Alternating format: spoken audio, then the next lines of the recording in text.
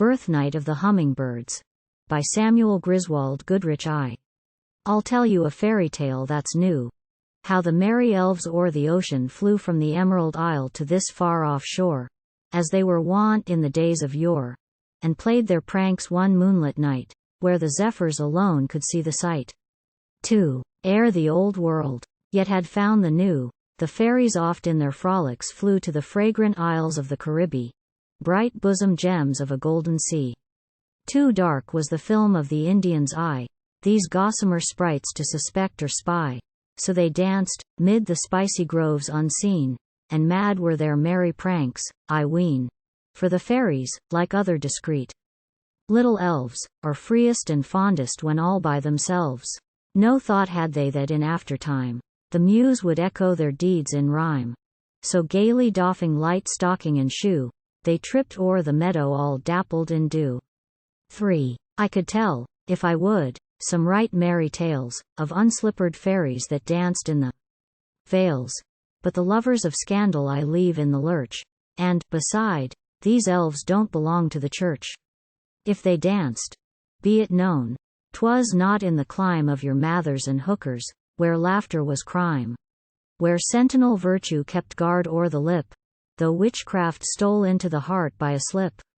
Oh no, 'twas the land of the fruit and the flower, where summer and spring both dwelt in one bower, where one hung the citron, all ripe from the bough, and the other with blossoms encircled her brow, where the mountains embosomed rich tissues of gold, and the rivers o'er rubies and emeralds rolled.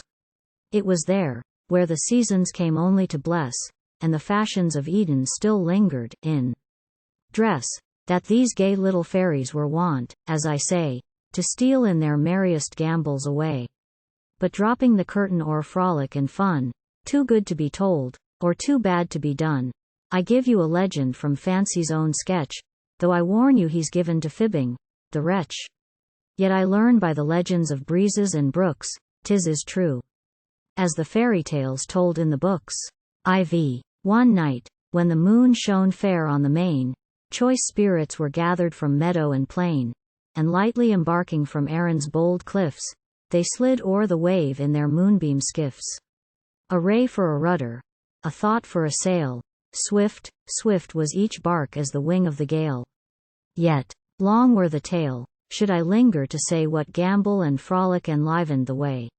How they flirted with bubbles that danced on the wave, or listened to mermaids that sang from the cave, or slid with the moonbeams down deep to the grove of coral, where mullet and goldfish rove.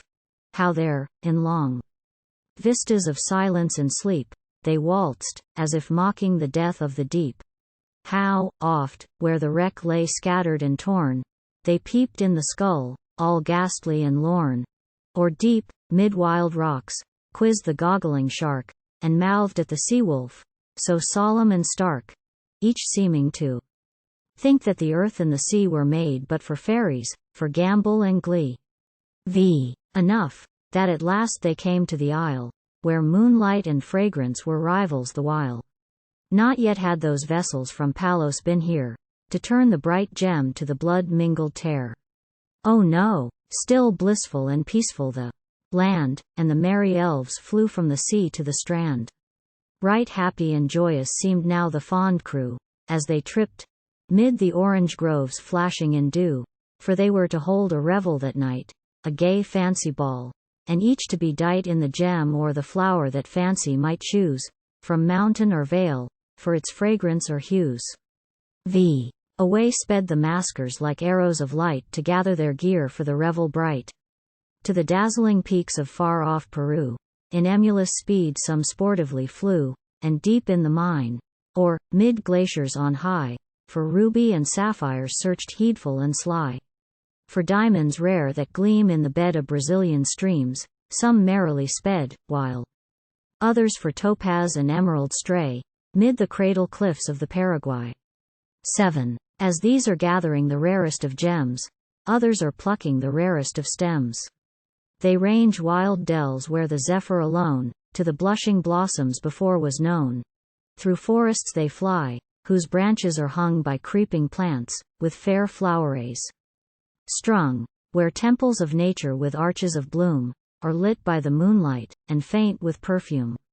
They stray where the mangrove and clematis twine, where azalea and laurel in rivalry shine, where, tall as the oak, the passion tree glows, and jasmine is blent with rhodora and rose.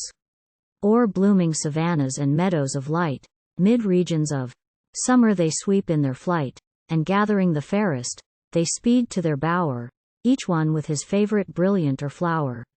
8. The hour is come, and the fairies are seen in their plunder arrayed on the moonlit green. The music is breathed. 'Tis a soft strain of pleasure, and the light giddy throng whirl into the measure. 'Twas a joyous dance, and the dresses were bright, such as never were known till that famous night.